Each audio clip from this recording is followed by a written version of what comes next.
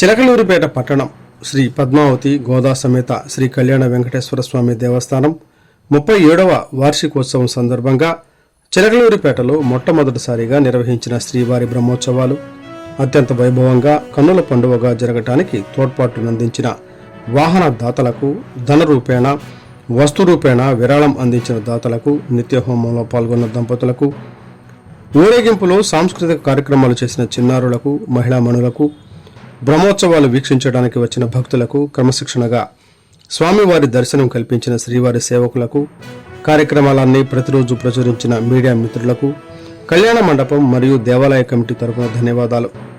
మీలో చాలా మంది బ్రహ్మోత్సవాలు వీక్షించి ఉంటారు మరియు ప్రత్యక్షంగా పరోక్షంగా సేవ చేశారు. వారందరికీ పేరు పేరున మా ధన్యవాదాలు. పుర ప్రజలందరూ మొదటిసారి ఇంత పెద్ద కార్యక్రమం నిర్వహిస్తున్నా కూడా చాలా బాగా చేశారని మమ్మల్ని అభినందిస్తుంటే ఇన్ని రోజులు పడిన కష్టం మొత్తం మర్చిపోయాము.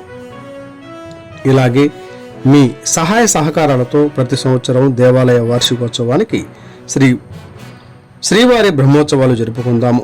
అన్ని కార్యక్రమాలు కలిపిన వీడియో మార్చిలో పంపిస్తాము. చివరిగా ఇంకో అద్భుతమైన విషయాన్ని మీ అందరితో పంచుకోవాలి.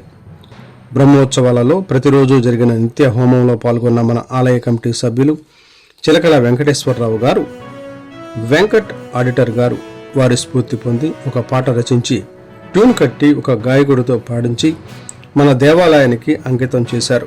మీరందరూ ఈ పాట ఇప్పటికే విని ఉంటారు.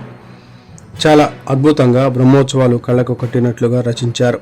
వారికి మా కమిటీ తరపున ప్రత్యేక ధన్యవాదాలు మరియు అభినందనలు. మీ అందరి కోసం మరొకసారి ఈ పాటను షేర్ చేస్తున్నాము, విని ఆనందించండి. ఇట్లు శ్రీ వెంకటేశ్వర ఆర్యవైశ్య కళ్యాణ మందిర సంఘం మరియు ఆలయ కమిటీ.